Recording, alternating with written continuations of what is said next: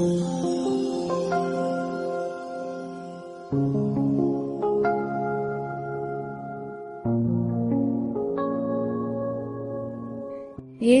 மரியா யோசேப்பின் திருக்குடும்ப திருவிழா 3ஆம் ஆண்டு. முதல் வாசகம்.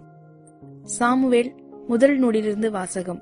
அதிகாரம் 1, வசனங்கள் 20 முதல் 22 முடிய மற்றும் 24 முதல் 28 முடிய.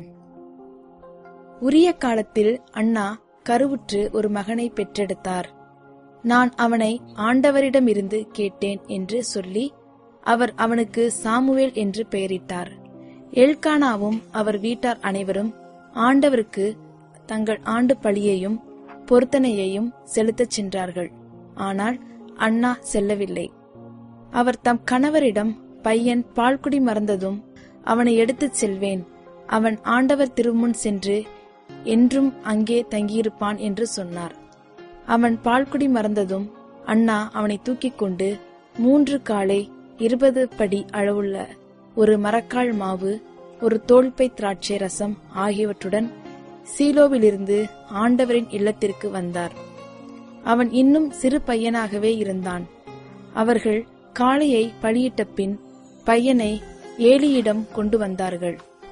பின் அவர் கூறியது, என் தலைவரே, உம்மீது ஆணை, என் தலைவரே, முன்னின்று ஆண்டவரிடம் வேண்டிக் கொண்டிருந்த பெண் நானே. இப்பையனுக்காகவே நான் வேண்டிக் கொண்டேன். நான் ஆண்டவரிடம் விண்ணப்பித்த என் வேண்டுகோளை அவர் கேட்டருளினார். ஆகவே நான் அவனை ஆண்டவருக்கு அர்ப்பணிக்கிறேன். அவன் தன் வாழ்நாள் அனைத்தும் ஆண்டவருக்கே அர்ப்பணிக்கப்பட்டவன். அங்கே அவர்கள் ஆண்டவரை தொழுதார்கள். இது ஆண்டவர் வழங்கும் அருள்வாக்கு. இறைவா, உமக்கு நன்றி. 2ஆம் வாசகம். யோவான் எழுதிய முதல் திருமுகத்திலிருந்து வாசகம். அதிகாரம் 3. இறைவசனங்கள் 1, 2 மற்றும் 21 24 வரை. அன்பார்ந்தவர்களே, நம் தந்தை நம்மிடம் எத்துணை அன்பு கொண்டுள்ளார் என்று பாருங்கள். நாம் கடவுளின் மக்கள் என அழைக்கப்படுகிறோம். கடவுளின் மக்களாகவே இருக்கிறோம். உலகம் அவரை அறிந்து கொள்ளாததால் தான் நம்மையும் அறிந்து கொள்ளவில்லை. என் அன்பார்ந்தவர்களே, இப்போது நாம் கடவுளின் பிள்ளைகளாய் இருக்கிறோம். இனி எத்தன்மையராய் இருப்போம் என்பது இன்னும் வெளிப்படவில்லை. ஆனால் அவர் தோன்றும் போது நாமும் அவரை போல் இருப்போம். ஏனெனில் அவர் இருப்பது போல் அவரை காண்போம். அன்பார்ந்தவர்களே, நம் மனச்சான்று நாம் குற்றவாளிகள் என தீர்ப்பளிக்காதிருந்தால் நாம் கடவுளின் திருமுன் உறுதியான நம்பிக்கை கொண்டிருக்க முடியும். அவரிடம் நாம் எதை கேட்டாலும் பெற்றுக்கொள்வோம். ஏனெனில் அவர் கட்டளைகளை கடைபிடிக்கின்றோம். அவர் திருமுன் அவருக்கு உகந்தவற்றையே செய்து வருகிறோம். கடவுள் நமக்கு கொடுத்த கட்டளைப்படி அவருடைய மகன் இயேசு கிறிஸ்துவிடம் நம்பிக்கை கொண்டு ஒருவர் மற்றவரிடம் அன்பு செலுத்த வேண்டும். இதுவே அவரது கட்டளை. கடவுளுடைய கட்டளைகளை கடைபிடிப்பவர் அவரோடு இணைந்திருக்கிறார். கடவுளும் அவரோடு இணைந்திருக்கிறார். கடவுள் நம்மோடு இணைந்திருக்கிறார் என்பதை அவர் நமக்கு அருளிய தூய ஆவியால் அறிந்து கொள்கிறோம். இது ஆண்டவர் வழங்கும் அருள்வாக்கு. இறைவா, உமக்கு நன்றி. நற்செய்தி வாசகம். லூக்கா எழுதிய நற்செய்தியிலிருந்து வாசகம். அதிகாரம் 2, வசனங்கள் 41 முதல் 52 வரை. ஆண்டுதோறும் இயேசுவின் பெற்றோர் பாஸ்கா விழாவை கொண்டாட எருசலேமுக்கு போவார்கள்.